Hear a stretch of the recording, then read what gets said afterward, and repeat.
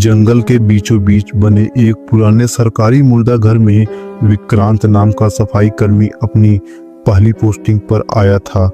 टूटी फूटी इमारत, बदबू और अंधेरे से भरी जगह देखकर उसके कदम खुद ब खुद रुक गए।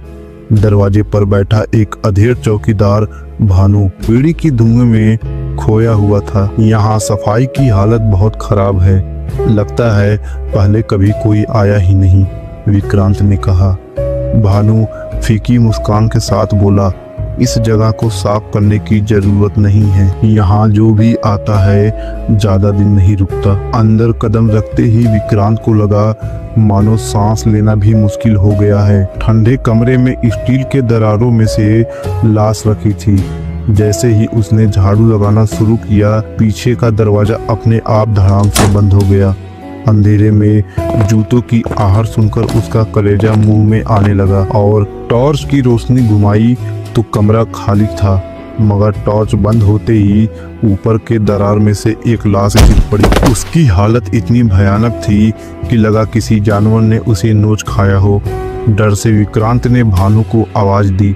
दरवाजा खुला, मगर जब वह दोबारा टॉर्च जलाकर देखने गया तो वहां ना तो लाश थी, ना तो कोई खून का दाग। भानु का अजीब व्यवहार भी विक्रांत के मन में शंका पैदा कर रहा था।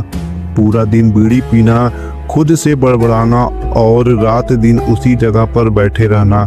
गांव का मुखिया भी उसे चेतावनी देता है, उस मुर्दा घर से दूर रहो, वहां जो भी जाता है कुछ ही दिनों में गायब हो जाता है। कुछ दिनों बाद विक्रांत ने खुद अपनी आंखों से देखा कि भानु एक लाश के पास बैठकर उससे बात कर रहा है। डर कर विक्रांत बाहर आ गया, लेकिन उसके मन में अब सवाल और गहरे हो गए थे। एक रात हिम्मत जुटाकर वह फिर से मुर्दा घर पहुंचा। इस बार उसने देखा कि रजिस्टर में सिर्फ 3 लाशों का रिकॉर्ड है, जबकि अंदर उसने आधा दर्जन से ज्यादा लाश देखे थे। उलझन बढ़ी तो उसने फ्रीजर का रूम दरवाजा खोला और सामने का नजारा देखकर उसकी रूह कांप गई। भानु जमीन पर पड़ी लाश को नोच नोच कर खा रहा था। उसके नाखून और होंठ खून से सने थे।